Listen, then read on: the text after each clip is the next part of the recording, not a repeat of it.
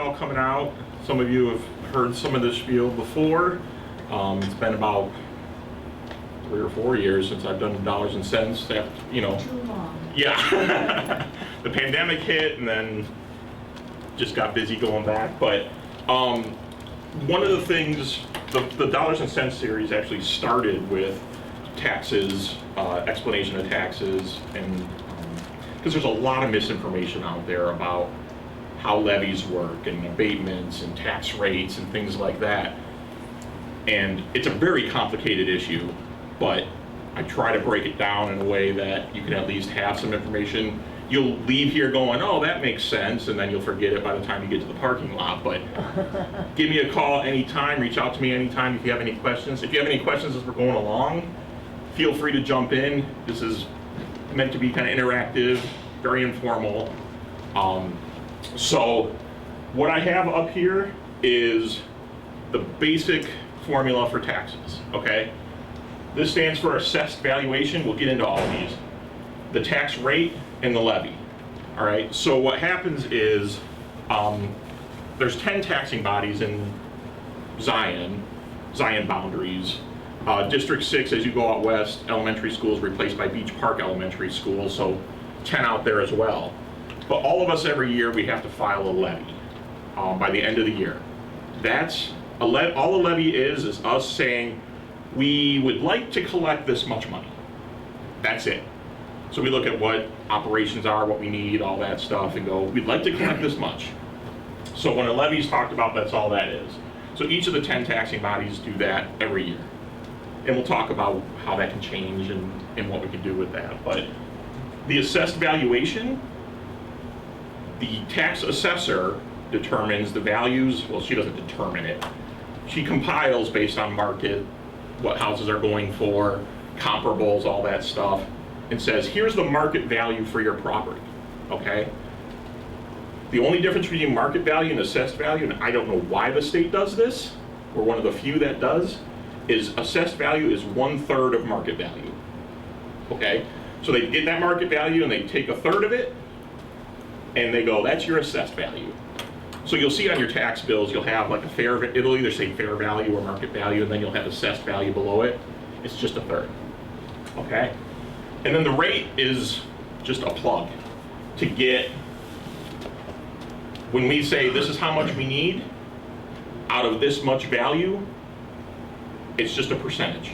So what happens is we submit all of our levies to the county. They compile all that up. They also get all the assessed valuations, and they say, okay, for each taxing body, here's the rate to get them their money based on this value. Okay, so we're going to get into some examples of it because it's, yes? When you determine your levy, how much money you want, how do you do that? Is that when you declare what your budget is in the previous meeting? So we declare our budget. It depends on each fiscal year and for different entities, like the city. And all of this I'm going to be talking about is from the city's perspective, because there are some variations and differences in rules for schools and park districts and things like that. I'm familiar with them because I used to audit them, but I'm not here as a representative of the other taxing bodies. I'm only going to speak as to city rules.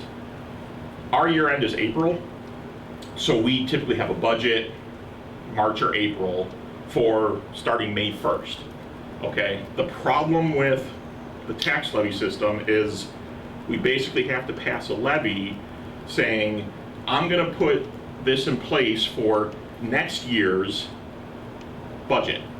So in December, I have to say, here's how much I'm gonna need, like December of 24, for my year that starts May of 25.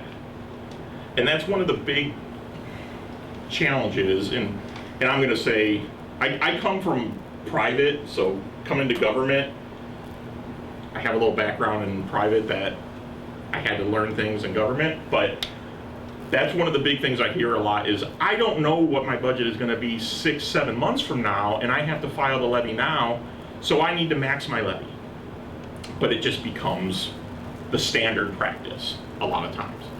But I understand why, because you're trying to predict 6 months into the future something that's going to happen And then you don't even collect that until June and September of that year.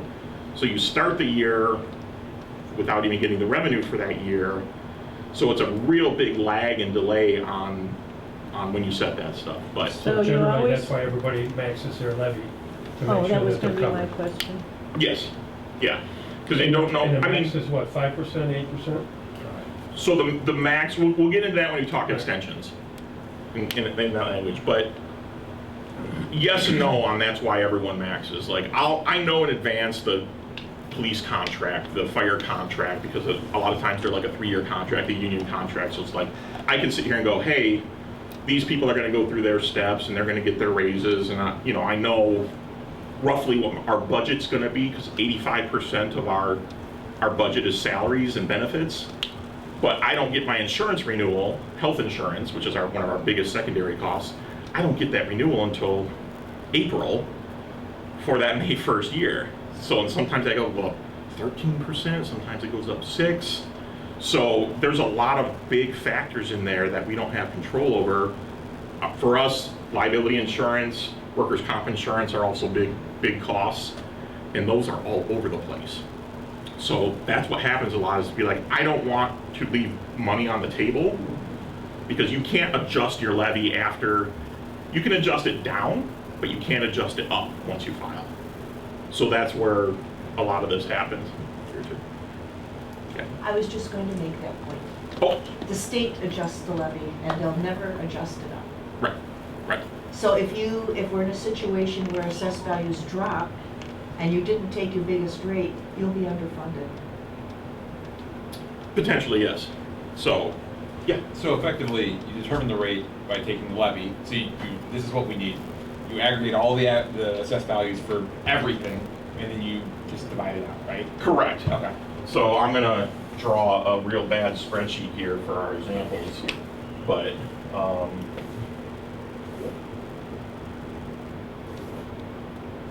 I'm gonna try and squeeze it in there. But so we're gonna go assessed value,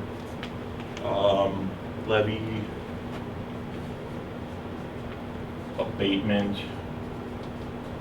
And we'll get to all of this, so don't freak out yet.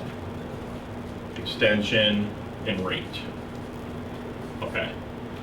So what you have, some of you have in front of you is, and I chopped a bunch of zeros off this stuff so we could work with numbers that we're working with here. You have what represents the value of your house, okay? So market value, 60, 30, 90, 60, 60. Assessed value being a third of that, okay? So what happens in a standard levy is we come along and we say, hey, we're gonna ask for $10. I need $10 to run the city, okay? So assessed value, 20, 30, 60, 80, and 100. So the assessed value of all properties in the city is 100. We're not gonna deal with abatement right now. We'll get to that. We're gonna add layers onto this as we go. So, so then the extension levy is what we say we want, okay? Extension is what we're allowed to collect, okay? So this is the amount ultimately that comes out of people's pockets. I can sit here and go, I want to do a levy of $10 billion if I want. They're going to come along and go, well, you can only go up 5% from prior extensions. Not prior levies, prior extensions. So what you collected in prior years, you can go up by either the lesser of consumer price index, inflation kind of, or 5%, okay? So I go ask for $1 billion in my levy, and the county's gonna come back and go, nope, you can get 10 bucks, because that's the most I could get in that year, let's say, okay? There were years where we had negative inflation. I want to say it was 2017, 18, somewhere around that. And then we had a couple years where the CPI was 0.2%, which is basically a flat levy. So lesser of. In other years, a lot of times that's why you'll see 5% talked about in levies, because that's, we had that in recent years where inflation was 6.5%. You can't go up 6.5% on your extension. You can max it out at 5. Okay, but in this case, we're not doing any abatements, we're not doing anything else. We're saying, we're gonna levy, this is what we're gonna get. Okay? So the value, and I'm blocking you here, but the value of all properties in the city, $100. I want to collect $10, the rate's going to be 10%. Okay? So I need 10% of what? 10% of your property, your assessed value. Okay? So this is the lump total of all the properties, $3 down. your properties here. So then it says I need $10. I can pay my taxes. So 10% of all these properties is what your taxes are going to be. So mine will be $2. So I need $2 for you. No, because it's 10% of your assessed value.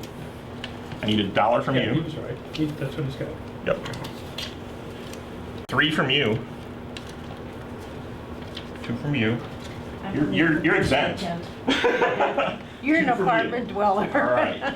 I'm a good neighbor here, I'll give you $2 to help pay your taxes. The finance director and me comes out, I got my $10. Okay, so 3, I already lost it. 2, 1, 3, 2, 2. All right? Kind of keep track of what you're paying in taxes here as we You go guys along. should be grateful for me. So you should have $10, right? I've got $10 here. So now, Commissioner, we don't have to lay anyone off. I got $10. So, next year comes along. Property values went through the roof. Fantastic. Everyone likes to see that, right? These are probably not in order. You doubled.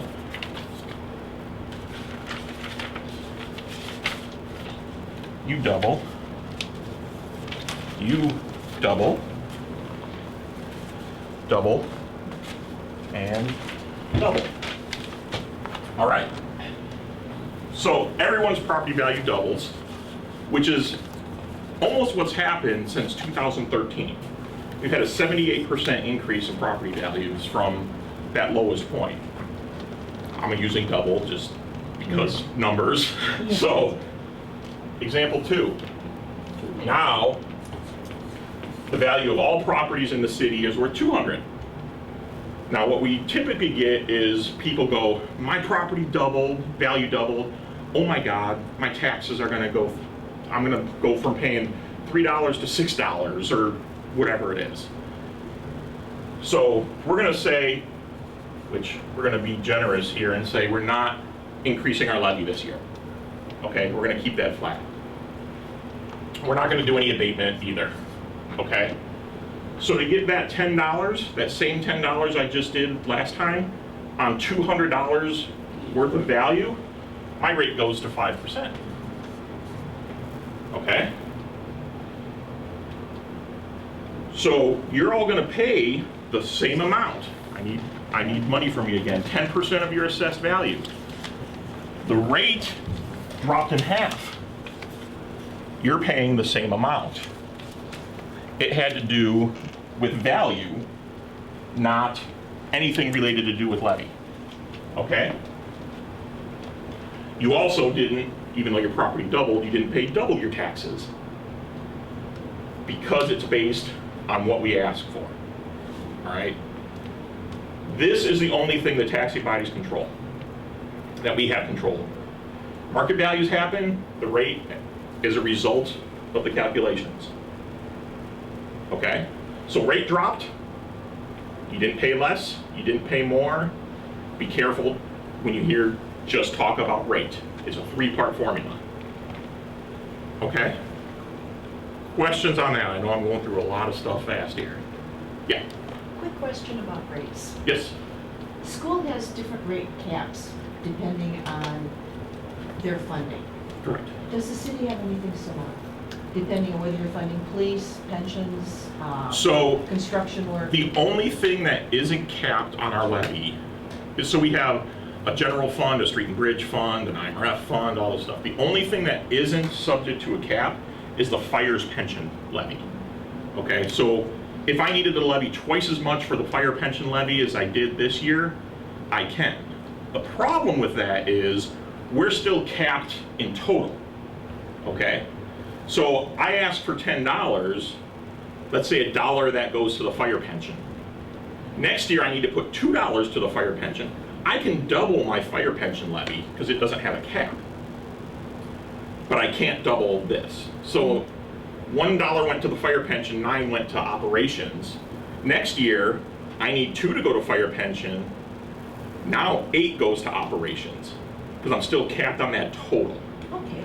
So individually, good question, because there's under all of this, there's a lot more layers and a lot more detail that I'm not trying to bog you down with right now, but we can get to. But yeah, Mr. The Brandon. city, I believe you said last time, the city is the only unit that is capped. No. School district can go above 5%. Anyone can go over in their levy. They could say, I want to add 8% of my levy, okay? But what's gonna happen is the extension, the amount that we can collect, and this goes for all the taxing bodies, is gonna be capped at 5% over prior year, For all the taxing bodies? for all the taxing bodies. Okay. Now, there's other pieces to this that are exempt from that. Let's say, I don't have examples of this, but let's say a business comes in and it's worth $10. It has a value of $10, okay? I want to get $1 from them now. I'm capped on what I can go based on last year's extension, but new construction I can get taxes on over and above that. So I could collect, if we had a business come in that brought the value up, I could actually collect 11, even though it's 10% more than last year. So it's over that 5% that was on this base, but new construction is a separate pool that you can tax. Is that on the year that they start business or start building? When or they what? get, when they're open, Okay. and typically it's like if you're building and stuff it's like that, it might go on And that one year. partway, yeah. And then it'll go on fully on the tax rolls for part of the year. Does that extend to residential and commercial, or just commercial? Yes, it's residential and commercial construction.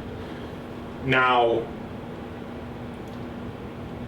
we'll get back to more examples, but this starts a rabbit hole of other stuff, because what happens a lot of times is we add that business on here. It's 110 now, okay? And we talk about, well, to get taxes lowered, we need to bring in businesses. Well, that's not to get taxes lowered. That's not what that's misleading. Because if, as I said, this goes up to 110, I collect 11, you're still all paying 10. Business came in, taxes didn't get lowered, right? The only way taxes get lowered by bringing business in is say, okay, that business came in, I can collect $1 from them, I'm now gonna collect 9 from you. Okay, and that reduces your tax burden because more payers are in the system now. And that's what happened. It's happened a couple times in our history, but City of Hope now, they did a big expansion, I don't know how many years ago it was, but we had a big jump in assessed valuation where we could levy more. We could have levied 9% because we would have got our 5% from this, and it was another 4% of taxes just because of the new expansion. But we kept our levy flat, the city. That's all I can speak for. So that year, we collected the same amount of money from the public, but because of the money we got from the expansion, less money had to come from everyone else. So that's how taxes go down. You add business, and if we just keep grabbing at the new dollars that come in, we're collecting what the 10 we were and what's coming in, and then just keep adding to that. What happens if you don't collect as much as you need? If you don't collect as much as you need, Yeah. in what way? You said you Well, need to collect if- 10. What if you only get 9? So our collection rate is actually 99.5% on taxes, which is really good. Yeah, So I know that when I levy, I'm gonna get 9.5. But they're gonna put $10 on bills across the way. And that's when you end up with tax sales and things like that, because if people don't pay their tax bills, it rolls over and then their property gets sold for taxes or whatever. But ultimately that gets collected somewhere down the line. Like I'm still getting distributions from 2017 on taxes. Very, like, I think I got like $4 from 2017, but yeah, but we because of the collection percentage, we pretty much assume that what we're levying, we're gonna collect with a 0.5% margin. So, but that's just part of the budgeting is I put in there a budget and I say, okay, this is gonna be our levy, but on our budget, the city budget, I'm gonna put 9.5 as revenue we have to work with. But Laura, are you asking if that assessed value went to 80, how do we still collect our 10? I'm, you know, I'm already so confused. So- You know, I'm sorry, So let's take the reverse situation because this is exactly what happened, and I'm not gonna go down the rabbit hole on this, but the nuclear power plant. Yeah, So let's go in reverse. Let's say property values in the city were 200. We had a power plant that was getting us $18 million a year, okay? yeah, So we were collecting, and everyone's rate was 5% because I was getting a lot of money from the power plant, yeah, okay? Power plant goes away. Our property values, the total property values for the city dropped in half when that plant closed. yeah, That's a legitimate number. We Yeah. dropped in half. We still collect 10. But the power plant was paying 5 of this. They were paying half. You all were paying the other 5. yeah, Now I'm collecting 10 from all of you. Your taxes just doubled. 5% to 10%. I'm still collecting the same amount, yeah, but I'm getting it from a smaller tax base now. You see what I'm saying? yeah, And that's where the cycle of us having the highest taxes around started back in 1998. Then we got hit again in 2010 with the housing crisis, values crashed. Highest tax rates. Huh? Say- Highest tax rate, yeah, yeah. So that's why I say you have to be really careful when talking rate, levies, things like that. Our tax rate is high. People in Lake Forest on their home are paying $20,000 in taxes, we're paying 9, but theirs is on $1 million home, ours is on a $100,000 home or a $200,000 home. Yeah. Those taxes as a percent of value in Zion are way too high compared to other places. Come on, Glenn. Sure. Yeah. I was just trying to stay out of George's frame. Got a spot here if you want, or? come on, we Come on by. can Come on down. Levy and extension, okay, you determine the Come on, come levy. Yes, That's what you want to get. yes, Extension is what you do get. correct. Who You're good, determines the you're good. extension? The How extension is is that determined by that 5% or CPI. So typically for the city, because what happens is Colette, perfect timing, she'll turn in her books, her values, and then it goes through, people can appeal their values, they can say, hey, you assessed me too high, all that stuff. Final values, when you turn in the books? April? No, Oh, no. like right about now, Okay, you know, okay. probably next couple of weeks. So we do our levy in December based on a preliminary value that we get from the county. The board of review at the county, which determines the ultimate, like whether things get adjusted down, values, things like that, we don't get that until February or March. So we have to levy in December on values that we don't even know are going to be finalized until March for a budget that starts 6 months from now. It's very difficult, which is, again, is where you kind of get to the default of, we're going to do the max because I don't know where we're going to end up for numbers. So I'm still trying to figure out what's the max that you can levy? The max I can levy, like I said, I could go up 9% on But my you know you're levy. not gonna get that. The county's going to come along and go, you could only go up 5%. Right, so what's the purpose of filing for that? Because let's say new construction is there or some values adjusted up in February, March. But you'll never something get like more that. than 5. I'll never get more than 5% of the value. But let's say this value, I'm doing my levy based on this value. okay? But let's say this ends up, the final numbers being 200. Especially due to new construction of our Right. elections. So now I file a levy for 15, even though it's 50% higher than this, and then values come in at 200, I can get that 15. If I only file for 10, I'm only gonna get 10. If the values come in the same, they're gonna say, no, you're not getting 15, you're getting 10. So a lot of times you'll see levies go even, you'll see levies being filed for 8, 9%. That's not gonna, the extension's not gonna go up 8 or 9%. That's just a wish, throw a penny in the wishing well, I would like to get that. It's gonna end up getting adjusted down based on final numbers to 5%. So levies over have last year. no limits, but the extensions always do. Correct. Okay. The extension is what's limited, Right. and that's what goes on the tax bills. Okay? Got it. We good? We not? We'll get there. It's a lot to digest. So now I'm going to throw another wrinkle in this. We're going to talk abatements.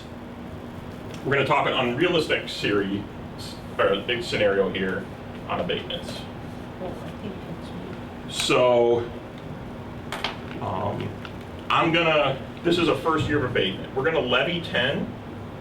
I'm gonna abate 5, and I'll talk to you about what happens here and what an abatement even is. So we're gonna collect 5, and your rate's gonna go to 2.5%. So an abatement is a fancy way of saying we're not gonna collect everything we could. Okay? So I could collect 10 if I wanted. The law allows me to levy that, put that in there and extend it. But let's say I got a grant for $5 this year. And I went, cool, we're gonna use that grant to pay for our fire truck we planned. It's gonna be a Matchbox fire truck, $5, but we just approved a $1.8 million fire truck. So that gives you any idea. So we get a grant this year and I say, I'm gonna levy 10 because I'm gonna keep that as my placeholder for future levies, but I'm not gonna ask the county to collect it all. I'm gonna collect 5 instead, okay? So the rate goes down to 2.5%. That's keeping my levy flat. I didn't increase it. So what you're gonna pay, you're gonna have to tier 1 in half, but. You can own it. So, for all intents and purposes, your amount that you pay is going to drop in half from the prior year. Okay? So, you are paying 1.5. I'll have to read it. Or you can share with him. You're paying, who had the lower valued home? That was you? You're a half. Well, Go ahead, tear it in we'll half. put in $1. I need 1.5 from you. And I think everyone else is 1. Okay? 1, 1, 1. Getting a little lean there, Mr. Brenner. Well, I'm down to 50 cents. and you So I got my got Bigger $5. house. So your taxes went down because of abatement in a flat levy scenario. Okay? The rate went down. Fantastic. Everyone's happy. But that's just the city, not the other taxing bodies. Well, Unless the other if taxing any body. taxing body that abates, That does that, this is yeah. how this would work. Okay, Okay? But this is an unrealistic scenario, however. yeah. Okay, so because- that's not like the senior citizen exemption? No. There's nothing? That's, the homestead Totally exemptions, value freezes, senior Yeah. freezes, all that stuff, completely different thing. Okay. Okay, that's after all this formula is calculated. This is what back- the city's doing, This is how levies work for the taxing Yeah. bodies. the tax. Any tax. Right. Okay. So if the high school abates, if the grade school abates, if the city abates, if the library abates, this is what the impact it has on your Okay. taxes. Okay? So year over year, it's 5% over your previous extension, right? Or Correct. lower CPI, lower up. Yeah. So if you were to abate a bunch of taxes, your extension is now lower. Correct. So then the next year, So you're really, if you lose that It's grant. based on your highest extension from the prior 3 years. Okay. Okay? So what he, Blake? Was it? Yeah. So what he's saying is, I was extending $10, okay? I can go up 5% of that next year. Then 5% of that, 5%. I go down to 5. Let's say these were my prior 3 years. I can go up 5% on the highest of my prior 3 years. So I can still go up 5% on this $10 and go back to, you know, $10.50. So, but what happens is if I do this 3 years, my extension is $5. That 4th year, I can only go up 5% of that $5. So that's where abatements become very challenging for taxing bodies, because, and you'll see abatements drop off because I need to go back to 10 or I'm gonna lock myself in forever at 5. You see what I'm saying? Again, challenging thing, because it's like, now, whatever happens in the future, it's a compounding effect. That grant goes away. I can't recover this money. I can only do 5% of this. I'm locked in here. So what ends up happening, a lot of taxing bodies will hedge that and go, yeah, I might still have the grant, but I'm gonna levy my 10 again. If I abate, cool. If not, I can still at least collect that money. But I'm not gonna lock myself into this $5 forever in perpetuity going forward. So yes, it's 5% of your prior extensions, but it's the prior 3. So as long as this doesn't end up carrying over all 3 years, you're fine. Or if that's the decision the taxing body makes, then you're fine there too. Yeah. Is there any audit trail on extensions? Yes. You see the extension on like the P253 or P251, but where does it show that that taxing body actually granted an abatement? So on the Lake County website, if you just Google up Lake County distribution information, you'll find a link there, and it'll have historical distributions from 2016 to current, and then 2015 and prior. And you'll have more information than you ever wanted on there, but there'll be debt schedules, extensions, which is the amount actually collected and remitted sent to the taxing bodies. You'll see abatement. There'll be spreadsheets that show here's the levy, here's the abatement, and then here's what was extended. So for every year, there's like 10 different links of information.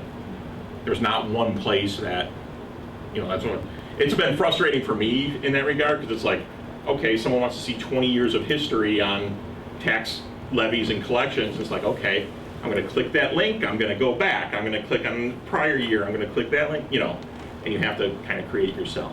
But it is all out there. So the 4th scenario I'm gonna give you, we're keeping the values the same for sake of this.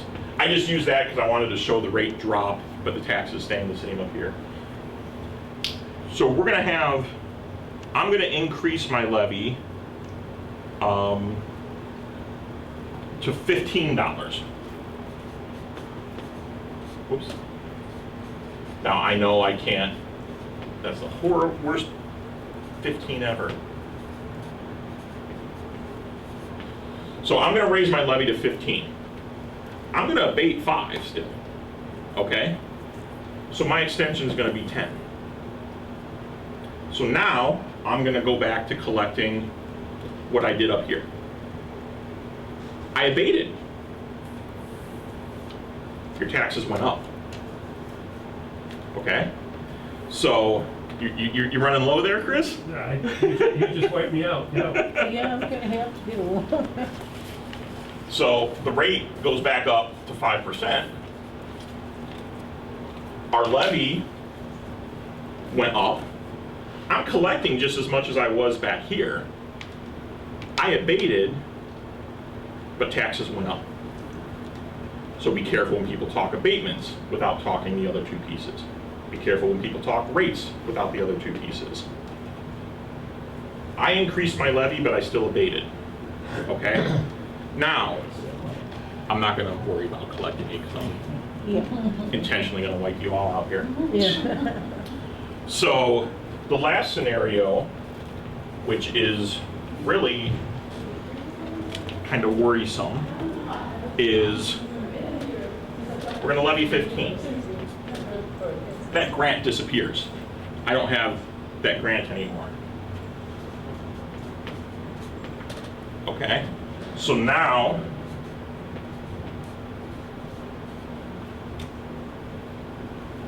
I collected 10 here, I was getting 5 from a grant. The grant went away, I need my 15 now. I know I went up 50% here, but that's capped at 5%. You are gonna pay more taxes. I kept my levy flat. Your taxes went up. Beware talks about just levy without the other two pieces. These numbers, these terms can be used in a variety of ways. I'm an accounting and mathematician by trade. That's what I studied for. The one thing we learned in our statistics class, you can make them say whatever you want. Okay? So someone comes along and goes, I was guilty of it. There were years that the city kept their levy flat. We didn't, at that time, we weren't doing abatements or anything like that, so people's taxes actually did stay flat. You paid 15 before, you're paying 15 now. But we kept our levy flat. But that's not the full story. There might be abatements affecting this that actually change this. Abatements going, or people doing abatements, first year, that can actually have an impact. But let's say I bumped our levy up 5%. Let's say I bumped our levy up 8%, but I abated 5%. I could sit here and go, I abated taxes, but it still went up 3%. Taxes can go up even in first years of abatement, depending on the weighting of these levies.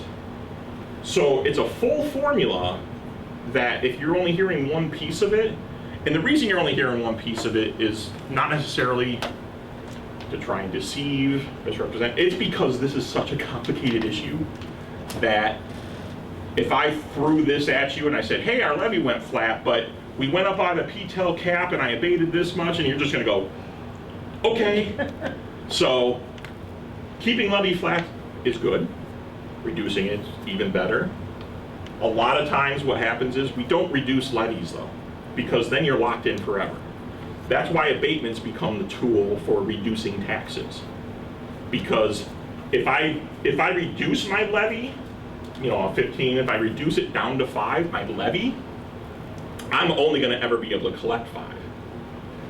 But if I levy 15 and I abate 10, I collect 5, but this is protected if I ever need to go back to it. That's an unfortunate mechanism of how the property tax system works in Illinois. So we're working with all these different limitations, rules, timing, all that stuff. And there's a lot more to the formula than what you see in just a blurb, okay? So there's a lot going on behind the scenes here. And I know this is a ton of stuff that I'm throwing at you, but I wanted to just make sure that seed is planted so that you can go, when you hear this stuff or when you hear this information, you can go, David said something about that. I don't remember what it was, but ask, feel free. Now, the reason I intentionally wiped some of you out is because you couldn't afford the taxes anymore. Next year comes, you don't have the money to pay those taxes. What do? Sell? Move? That's what happened a lot in 2010 with the housing crisis. It wasn't because of taxes then, it was because values were flipping, and 2-bedroom, 3-bedroom homes were going for $20,000 in Zion, $25,000. But what happens is that housing value is directly tied to taxes. Because every single one of us, well, I assume, when we went and bought our house, or when you go to get a mortgage, you go, I have $1,500 a month to spend for my mortgage. I don't sit here and go, I have $800 for principal and interest, $50 for private mortgage insurance, $400 for taxes. I have $1,500 a month, okay? If my taxes are $200 a month, I've got $1,300 to put towards a house. Gonna get me a nice chunk of house. No, we won't talk about current market. If I'm spending $700 a month on taxes, I only had $800 for a house. Someone who has $1,300 can buy a lot more house than someone $800, okay? So the taxes being high, what happens is when those houses go on the market, they go, well, I can't afford a $300,000 house with $10,000 in taxes. So I'm not gonna buy that house. So to sell that house, property values get driven down because the high taxes become a detriment to that total number. So this is a big reason why we lagged on a lot of the property values increasing behind a lot of other communities is our taxes were high that other places were getting bought. Other communities across the border, other communities in Illinois, until the demand in those places got so high for people looking at houses, prices kept creeping up, creeping up, creeping up. Then they look and they go, well, I could still get a house for $120,000 in Zion. Yes, I'm still gonna be paying $1,500 a month, but the property values were lower than a $240,000 house, a 2-bedroom, 1-bath somewhere else, a 2-bedroom, 1-bath in Zion. The value was kept down by those taxes. But I can afford a house in Zion. But that became a matter of economics as us being a last choice based on market economics, okay? So we kind of, this is a separate economic development thing, but like Trumpet Park, for example, we're getting a lot of bites on Trumpet Park. It's not because they want to be in Zion, but everything else is filling up and everything else costs so much more that it now becomes feasible for them to be in Zion. But you can afford $1,500 a month, but you only have a $120,000 asset.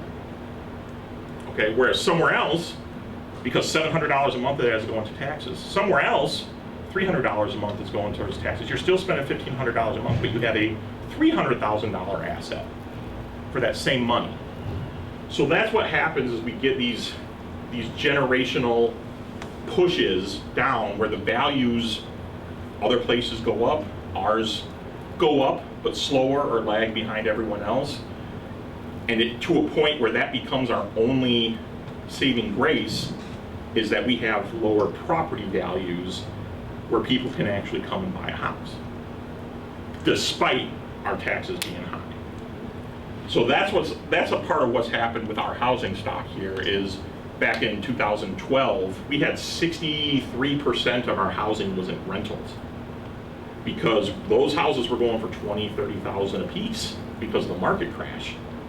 There were places in Arizona, Texas, California that came in groups buying 40, 50 houses in Zion. $20,000 a house, how could you not? And renting it out for $1,000, $1,200 a month. Fantastic, they're gonna make their money back in 2 years on what it costs to buy the house. I don't care if I keep it up. I don't care if it goes to crap. I'm gonna get my money back in a couple. I could not even pay taxes on it because it's not gonna go to tax sale for 3 years. I'm gonna make my money on that house after 2. It can go to tax sale and then I'll buy the house next door. Now that one, you've got a blighted property and now which keeps the values down and keeps the prices low, and now they can jump to the next one. That's the plague that we had spreading during that time that we had to recoup from. Okay. I know you gotta hit the P&Z. Sorry for double booking that. So we're digging out of that now, but it doesn't mean that we don't still have that problem with our values compared to everywhere else. It's still affordable, whole different discussion there, compared to other places, but we're not creating asset, wealth, anything for our community because we're keeping the prices of these properties oppressed with the high taxes.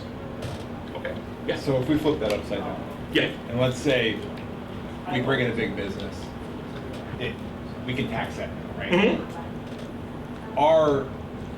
nominal value or dollar that we pay out. Say I was paying $7,000, now I'm paying $3,500 a year, right? We're gonna see our property values rise just within the market, right?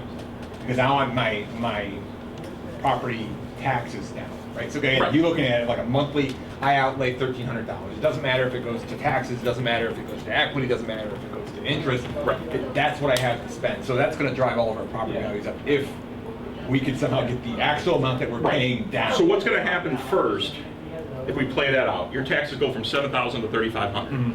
You were spending $1,500 a month on your mortgage and your taxes, mortgage, interest, taxes. You were spending $1,500. What's gonna happen is your escrow agent, your bank, or if you're not escrowing, you're not gonna have to put $400 a month or $500 a month in for taxes. So of that $1,500, $500 was going to taxes, let's say, now that's $250. So your payment drops from $1,500 to $1,250. You now have $250 more buying power, more income. You just got a raise for all intents and purposes because your cost of living dropped. Over time, those taxes being down are going to be more attractive to the market, and your values are going to go up. Property values are going to go up as a result of that. But again, remember, that doesn't necessarily translate to more or less taxes. Your property value would go up. Good, we want that. That's a healthy direction. So when people are like, oh my God, my property taxes went up, this is horrible.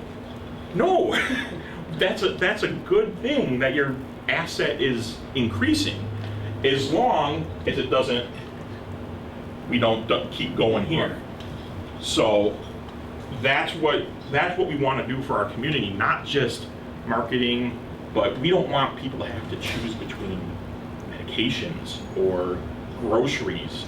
We had a horrible story where a woman was cashing in her life insurance policy to pay her taxes this year. An 84-year-old woman was asking for a financial advisor on how to cash in her life insurance. That is horrible. Collect gets a lot of those. Other taxing bodies don't. We get yelled at for our taxes, the city, but Collect gets the sob stories because she's the first one that gets hit on this and she has no control over those values. That's what the market is, but she's the one that sends out the letter saying your house just doubled in value. And they're gonna go, and we hear it all the time, oh my God, my taxes are gonna double, I can't afford that. They're not. They can only go up a certain percentage anyway. But we wanna have that direction, but we also have to control our levies on that. The only realistic way to get tax reduction is we abate and we find other revenue sources. You plain out reduce your levy, which never happens. Or when we get that new construction, we don't add it to our levies. Okay? We increase our tax base. If I could add 10% to our tax base and then collect those taxes from them, now I'm not collecting 100% of my taxes from all of you. I'm only collecting 90% of my taxes from all of you, because I'm getting money over here. Okay? But that doesn't happen either. I go from collecting 10 to now I can collect 11. Yay me. What we have in government, and sometimes us, sometimes not, I come from financial advisor and planning too, so I'm very biased on this.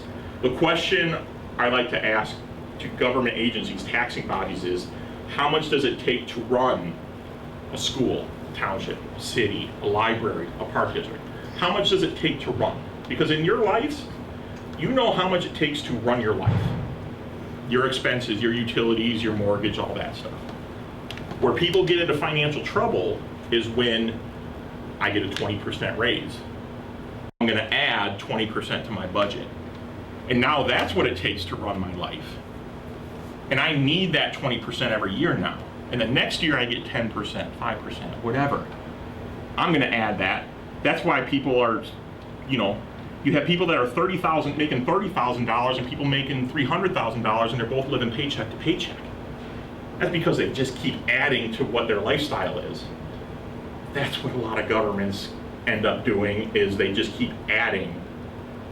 This was years ago, and it was not somebody that's here anymore, not anybody on any board right now, I asked that question to a member, an elected official, what does it take to run your taxing body? And their response was, whatever we have. And that was terrifying, because there will never be a limit, an upper limit, to what they ask for. It will never be enough. We're close at the city, I would say, and you can kick me later for saying this. We got some big infrastructure problems. We got about $160 million of aged streets, facilities, alleys, things like that. That's a big number.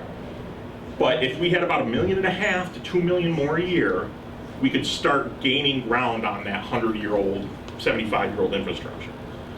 Operationally, I think we're pretty good on police force, fire, to be able to respond and give the services that we are doing. So I look at it, I'm like, we're within reach of what it takes to run a city. So, but that's the question that needs to be asked, because what happens is you add to the budget, you get more, and now I can build this, add this, upgrade this. Nice, but we're at a point of needs, not wants. We're at a crisis point here where let's just ask for what we need right now. Build up the local economy, make it easier for our taxing, or our residents and our businesses here. It's all good. Their taxes went up $1,500, and they're like, do you know how many more cups of coffee I have to spend or sell just to cover $1,500? That's just their taxes. That's not even the cost increases of their other materials and supplies. Margins on coffee are good though. Huh? Margins on coffee are good though. Yeah. but that's how you also end up losing businesses, is they're like, I just can't charge enough, I can't sell enough. Then that detracts. See you later, Eric. See you later. Thanks again. Yeah. That detracts from our labor market now. So those jobs go away. Well, now you don't have as much demand on the housing. So property values go down because houses aren't selling. So, and with businesses going away, now you don't have as much traffic going through, so the Starbucks isn't going to want to come here. Your daytime population is less because you don't have as many jobs. You can't attract restaurants, businesses, other amenities. So it all ripples off of this piece. I've heard other taxing bodies go, the city just needs to do more economic development. Great. I bring in 50% more to our tax base with businesses. Are you going to grab at that money? Or are you going to say, I'm going to ask for the same amount? No, you're going to say, here's my levy, plus now I have this new construction. Nothing's changed. So all the taxing bodies have a responsibility for economic development too. There's 13 factors for economic development. Amenities, lifestyle is one of them. So I look at the parks, and I look at a concert and things like that, and the green spaces and walking paths, and that's something that attracts a labor pool to here, which that's a big thing for businesses right now. That's one thing we have going for us, is we have a strong labor pool. A lot of places, especially Pleasant Prairie, had a crisis with that because they blew up so fast in that West Park. They couldn't find employees. They had negative unemployment up there because there were so many jobs so fast that the population didn't catch up. We have a good labor market. But if we don't, it's hard to attract businesses. So this all, that's the park district amenities, library, after school programs, education of our schools for having the knowledge, whether it's technical, whether it's trades, regular, grade and high school education, that goes into attracting, again, residents say, I want to be in a place that has good schools for my kids. If you have a AA schools across the board, you can charge a lot more for your houses to be in that district. There's economics associated with that. Everything touches the money. The city, crime, infrastructure, that all plays into it. So we all have a role in this community. All the taxing bodies have a role in this community for economic development, for the welfare of the community, beyond our walls. Every decision we make has a ripple effect beyond those walls. So, and like I said, I'm a CPA by trade, so I like to think money is the center of the universe, but it really does drive pretty much everything, decisions, planning, results. We're in this mess because of a lot of economic factors over the years. Some we could control, some we couldn't. We have to have a way out of this. And the only way to do that is, like I said, lowering levies, not realistic, not gonna happen. Abating to reduce, but that only works for so long. I abate, your taxes go down 1 year. I keep abating, your taxes either stay flat or they could still go up because my levy goes up.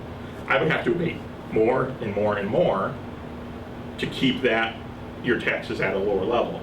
Or new construction where we don't grab at those dollars. That's what we need to work on. Mr. Member. I can't pay my taxes. As I drive the U-Haul out of town, I'm gonna stop at City Hall, hand you my keys and say, here, the house is empty too. What does, We had that happen quite a bit.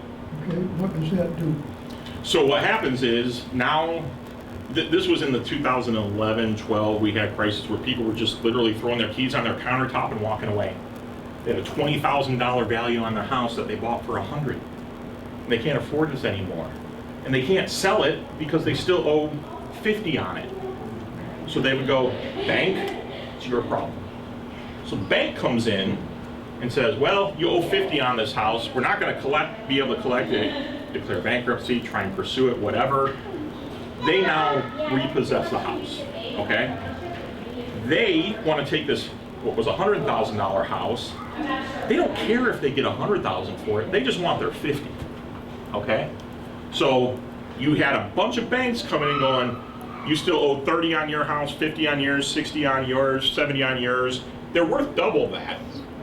But I'm going to sell these for what I need to get out of them. Now Collect comes along and goes, a 3-bedroom, 2-bath house is selling for $60,000. I can't assess it at $100,000 anymore. Your comparables across the city crash. That's what happened. People were walking away, market values plummeted, and it got in this spiral. Tax rates, we were at 200 value, now we're at 100 value. We still need the same money to run our services, so we collect this. Your rate goes through the roof, okay?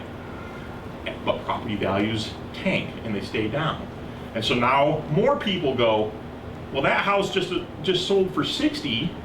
I was gonna move out of here, but I can't sell my house now because I'm upside down. And it has a ripple effect that lasted about 10 years here. It was a downward spiral of housing values, vacancies. Now you've got 30, 40 properties out there that are on the market for 20, 30, 40,000. Another group comes in and sweeps them all up and rents them out and don't care about the condition. It perpetuates, it compounds. It's a tidal wave to fight against. But that's exactly what happened. A lot of people just walk away. And they just would declare bankruptcy. They've just stopped paying the mortgage. They said, take the house.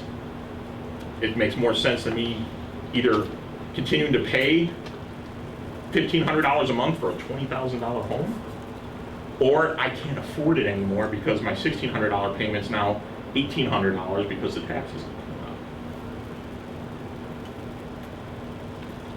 Dire answer to your question, I know. So when they did that and they came in and bought the houses and didn't take care of them, we had to board a bunch of them up. You did, as did. All the time, really. Yep. But if I remember right, that's when they put in the inspections to try to help the people living in the houses have some, and then there was all kinds of flack on that because people didn't like to have to be inspected and stuff, so it's kind of like a vicious circle, isn't it? There's Fourth Amendment issues on search and seizure, where we implemented inspection programs and said, we're going to come in and make sure life safety issues are addressed, that you're upkeeping the property. We can do code compliance on the outside if you're not mowing your lawn, if you're not taking care of your roof, things like that are visible. On the inside, we don't have as much control over. That's because we're a non-home rule entity, different discussion, different dollars and cents topic. But we can't really go in anymore and do that because of Fourth Amendment violations. The tenants were like, we love you coming in. Yeah. Our landlord doesn't keep this place up, but the landlord is the one who owns it. They can dictate, stay out of my property. Okay, we can do voluntary inspections. If they want to volunteer and we can come in and do code compliance, we're allowed to do that. But if we implement a program, our inspection program is now just a voluntary program. We can't require it anymore. Right. So, because if you say, don't come into my property, we can't require it. So basically, the people living in those houses have two choices, put up with it or move. There's tenant rights. There's a lot of things out there that you can, but it becomes a civil matter at that point. It's not a city Right. issue, anything we can do. It's now between you, that tenant, and the landlord. But unfortunately, the landlord typically has a lot more power, money, Yeah. and resources. It's kind of a David and Goliath thing that the One of tenant those ends next door up. to me. Yeah, the tenant ends up with a rundown property, bad living So- conditions, and they come begging to us, and we go, How does the 15 million, I know it gets divided up between the different taxing properties, but, for those watching, well, We got- we know, Yes. I mean. you attend the meetings and Yeah. things like that. We got a grant, and for those that don't know, the Zion taxing bodies from the state got a grant for about 14.5 million a year for the next 20 years. Fantastic. So that's what you're referring to? Yes, Yes. For the nuclear spent fuel rods being here. right. Mhm. Now, I know you talked about it, like reducing taxes for, property taxes for everyone. But can you take that money and say, well, we're gonna use this for the roads We can.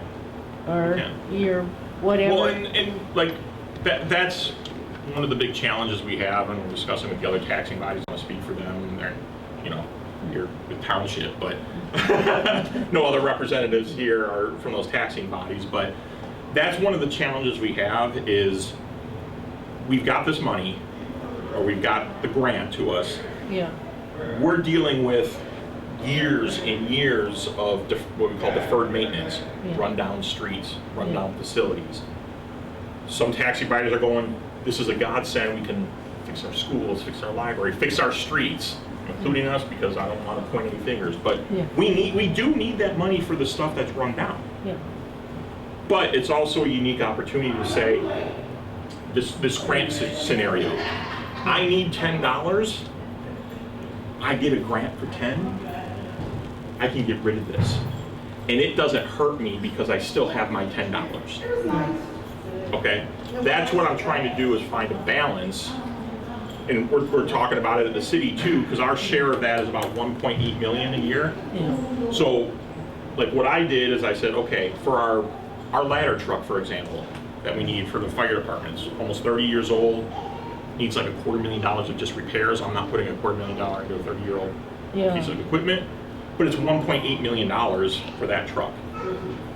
We are planning accordingly, we're financing it, but there's other capital needs that I said, okay, I'm using city funds for that, tax funds for that 1.8 million. Now I get that 1.8 million from the grant. I use that to buy the truck. Now that 1.8 million that I had sitting there planned, I can reduce our levy or abate those taxes. So I'm not out anything. We can still purchase our equipment and I can do an abatement. And let's say the state next year, somebody gets in there and they open up the CJA Act, which is where the money comes from, and they wipe and change things out, I would have to not abate that money anymore. The taxes would go back up to recover that money.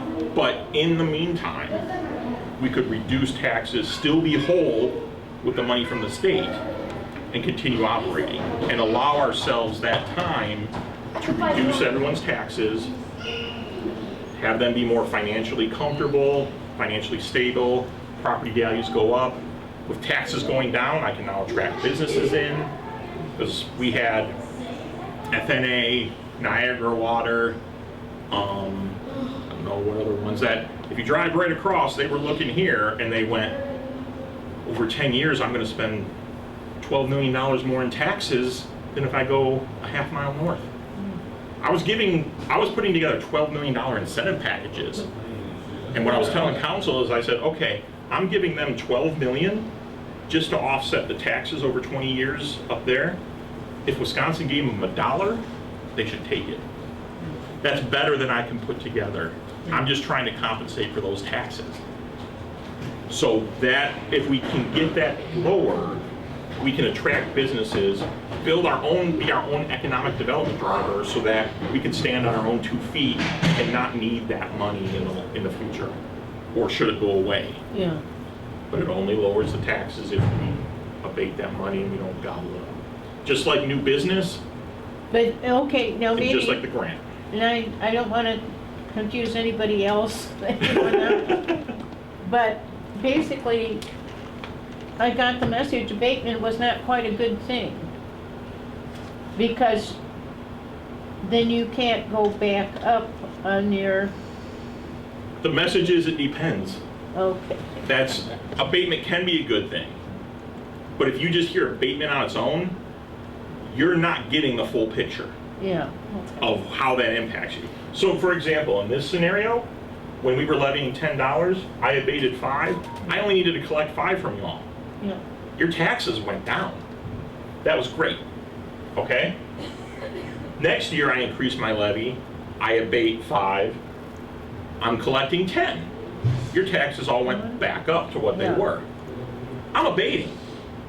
Why are your taxes staying the same? I can't be out there touting, I abate this, I abate that. Look at us, we're helping taxes. No. Yes, here, no, here. I do that 3 years in a row. Now I'm locked in on my extension. Yeah.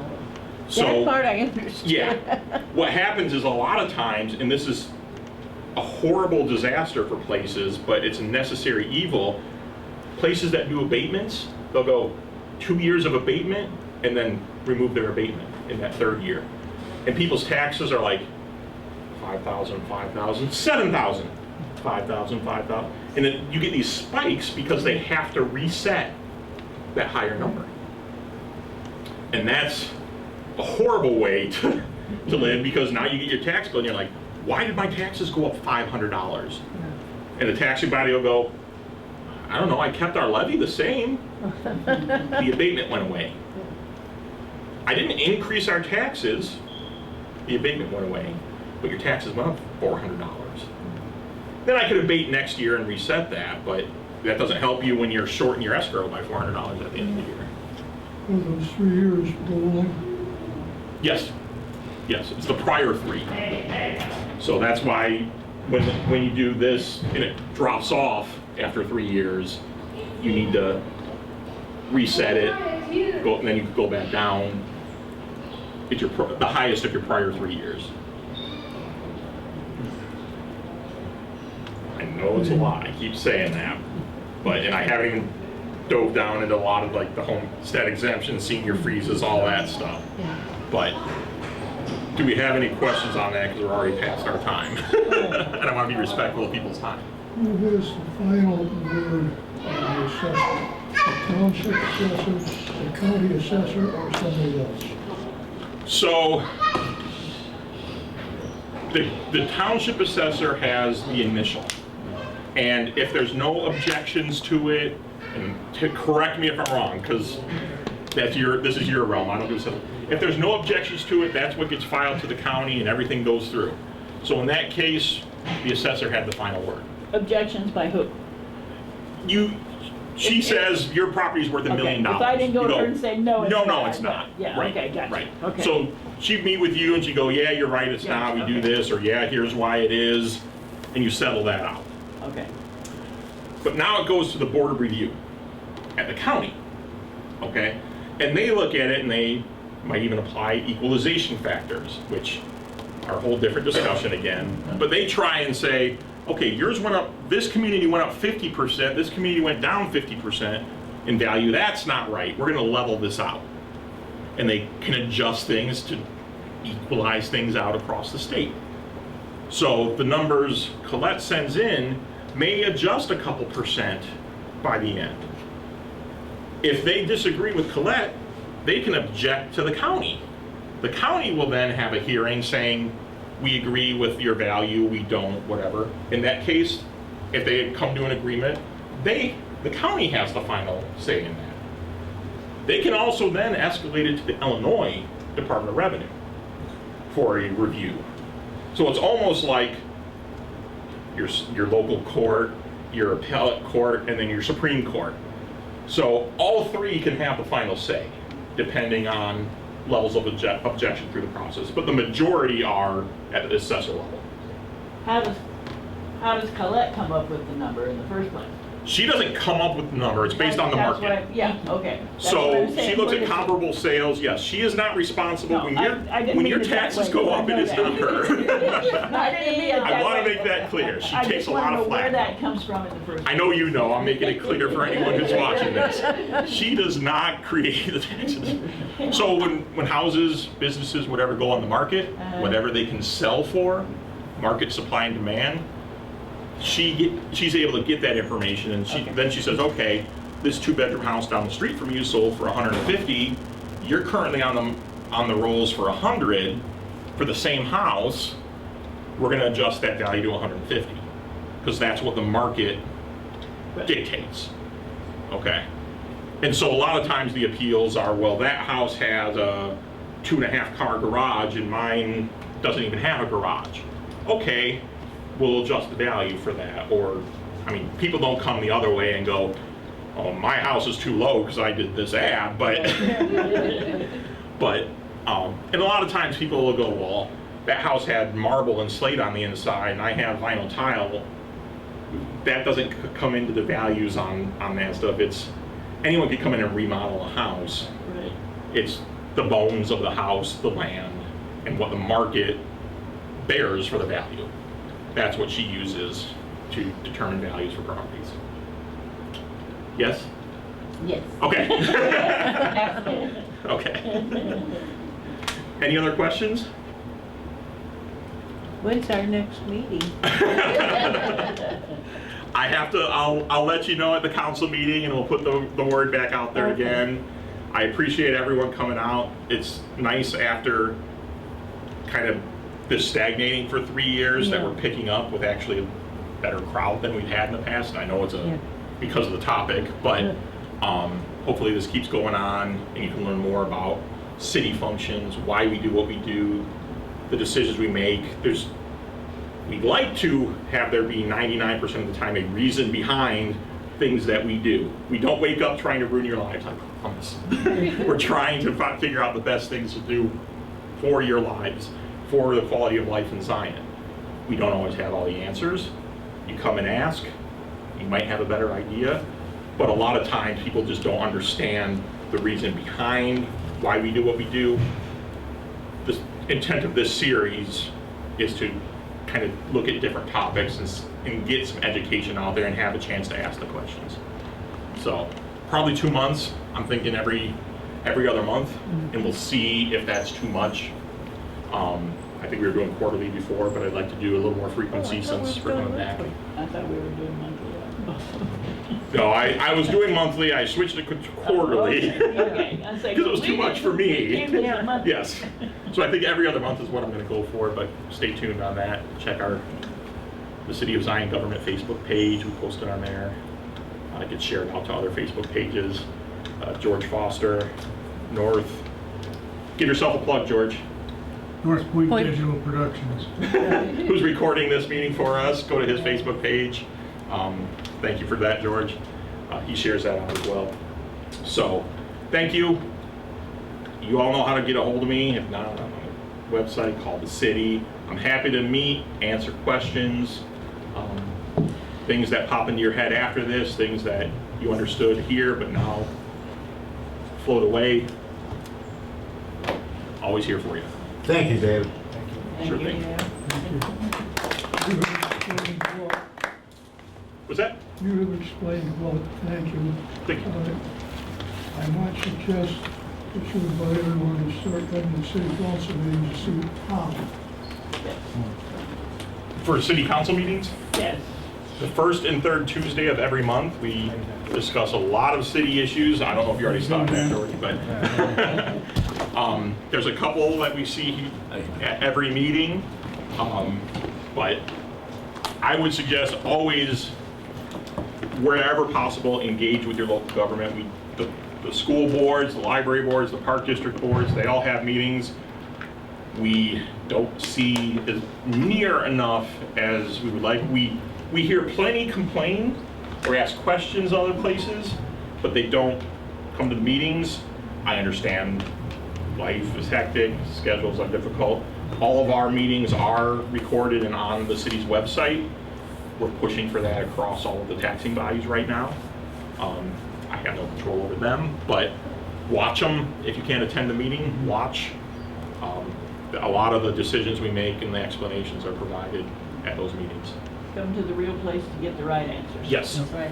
Yes, and all the department heads, the police chief, fire chief, building department, myself, finance are all there as well. So if you do have questions afterwards or jokes for them, that's the place where you can catch them. And or research that you provide to us. That's where you can catch them and have a chance to ask them specific questions as well. All right? Thanks again, everyone. Thank you. You can keep your dollars if you want.